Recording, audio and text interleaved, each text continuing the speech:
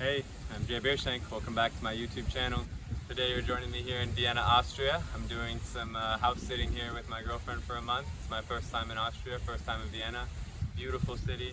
You're joining me here in the VolksGarten. Beautiful view. I'm not sure what building this is behind me, so you can let me know in the comments if you wish. Anyway, beautiful place. Happy to be here. Today we're going to go over another contemporary classic novel. Past few reviews have been of some classics in the modern day, and this one is definitely one of those. Most people are more familiar with the movie, but the book is also wonderful, and my dad had always told me I should read it, and I finally got my hands on it somewhere recently. I didn't buy it, I just came across it, and I thought, well, now's the time. So that book is The Life of Pi by Yann Martel. Most people are drawn to this book because of the general exciting plot, which is a boy in a shipwreck gets on a lifeboat with a tiger, which is obviously a really exciting story and a really exciting situation to be in. But I think the most exciting thing about this book would have to be the depth in which the main character is displayed to you and the creativity in which his personality is able to clearly come through in the story, even though the actions being taken are so simple, because most of the story is refined around this time in a lifeboat, which obviously there's not a lot happening, but there's so much going on internally, and the depth in which you're able to then enter into the mind and understand and almost conversate with the person is really, really, really beautiful. But it's a fun kind of character development. It's not necessarily as piercing as like a Dostoevsky character analysis. It's more like kind of a fun, creative character development that almost just invites you to kind of sit and observe this curious person rather than trying to understand how this curious person is you. It's more of like it's an individual, and so deeply and purely an individual that you get a chance to really appreciate the individual. So I'd say that was definitely for me the best and most interesting part about the book. I also think the author did a really beautiful job in the beginning of setting the stage. I didn't expect that. I expected it to be more of an exciting novel that starts out with this shipwreck and then we have this tiger and this action.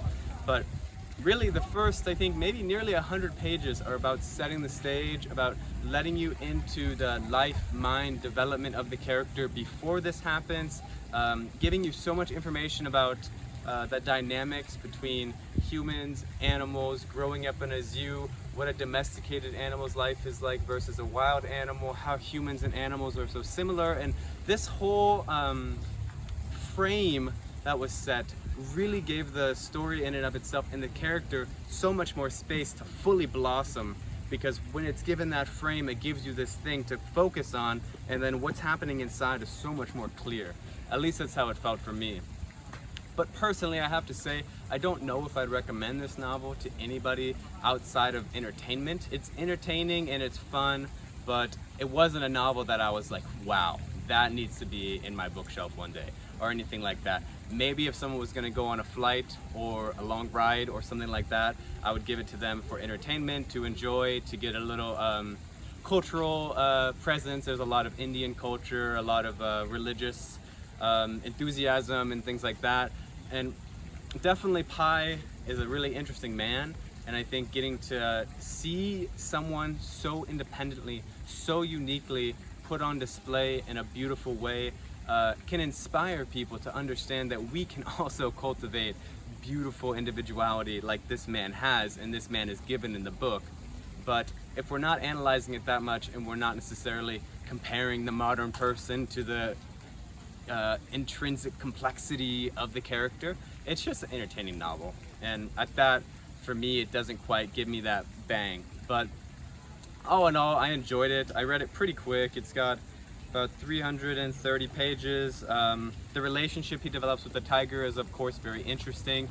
I love the ending of the book where he's telling the story to someone else, and then they kind of contradict his story about being on the lifeboat with the tiger, and then there's an alternative story given, and it makes you just kind of question everything you just read about, like, was I also tricked into a traumatic boy's confusion and trauma healing process and all this kind of stuff. It really gives you an interesting thing to be left with, a really interesting, not thought, but really interesting feeling of, was I also along on this psychosis ride, which is a fun thing to be left with from such an entertaining story. But other than that, that's my review, I think. You can check it out, Life of Pi by Yann Martel. Bye-bye from Vienna, Austria. Thanks for watching. Take it easy. Like and subscribe.